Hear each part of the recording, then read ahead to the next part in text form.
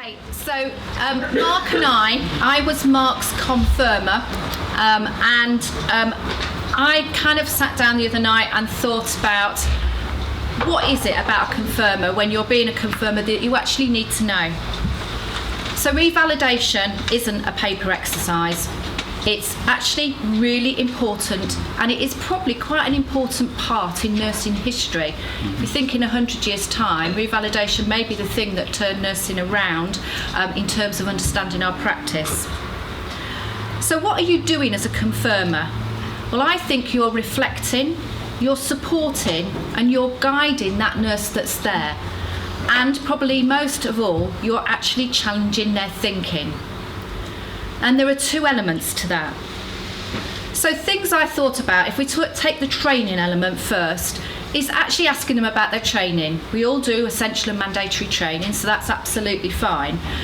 Quite an easy exercise to know what they have done. But what else have they done?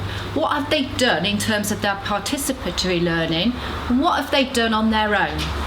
And then what have they learned from that? And what are they going to do different in practice? Because that is the bit about revalidation that's really vital, that you actually get them to talk that through with you.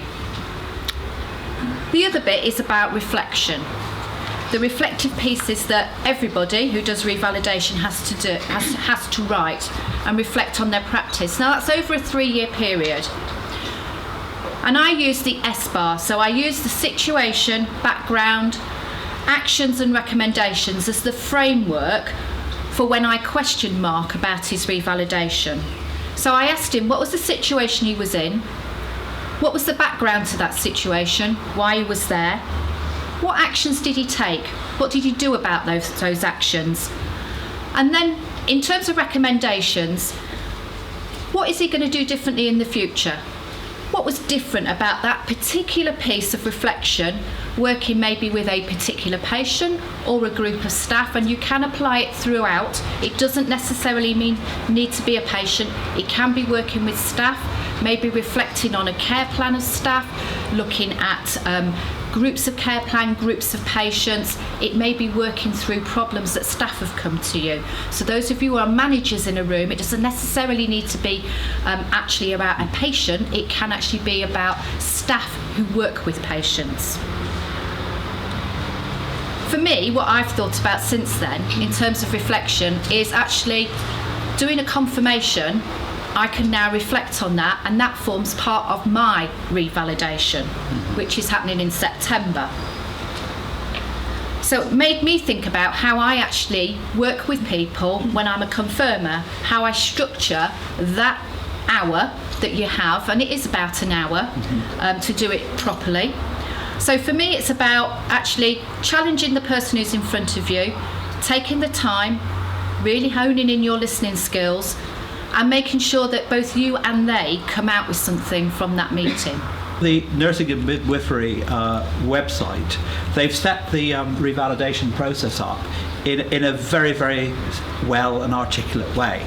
So it is very straightforward to follow. So that you and that was very reassuring for me, because there were no glitches with the technology. I guess from one of my reflections since having completed, I would strongly recommend that if you familiarise yourself with what is required as soon as you possibly can, because you do have to demonstrate the evidence in order to be considered for revalidation.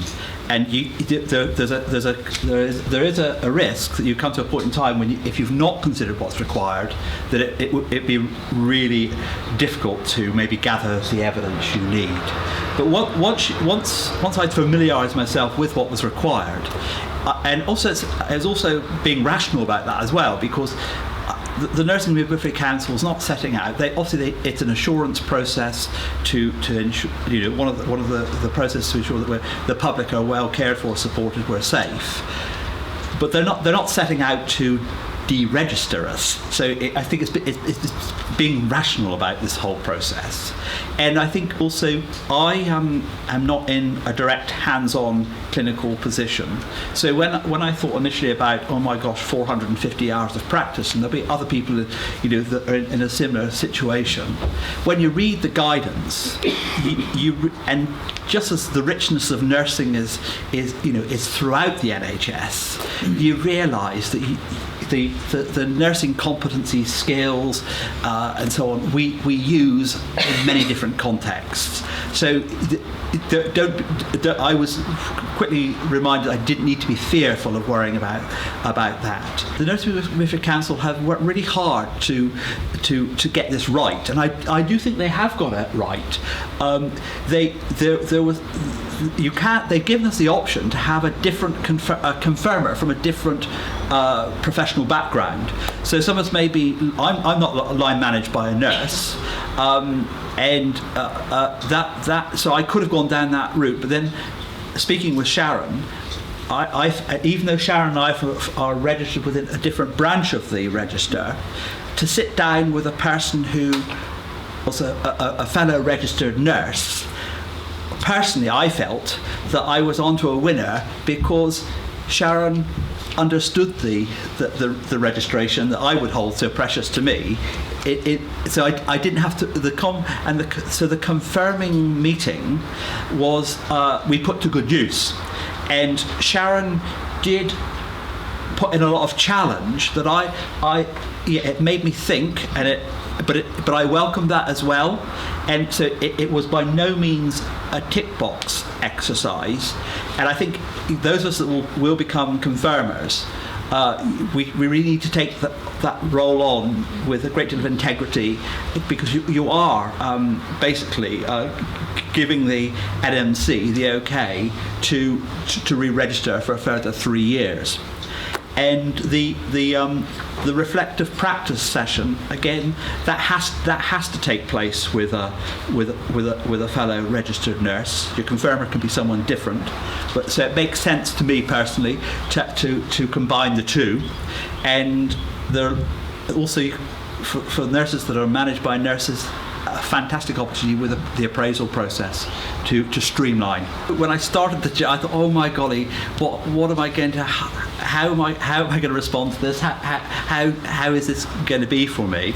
But once I was into it, I really quite enjoyed actually looking at the code and reminding myself, those standards in our code of practice, how I live and breathe those in my professional life, and what a pleasure that was to sit down with a colleague, Sharon in a capacity as confirmer, and to celebrate that over the last 3 years I have practiced in a way that has prepared me for revalidating for a further 3 years. So I'd say get on with it and go for it. You can go online. It's 60 days before your deadline for submission. So you can get familiar with process and so on. But get going, see what you need to do, and start gathering your information.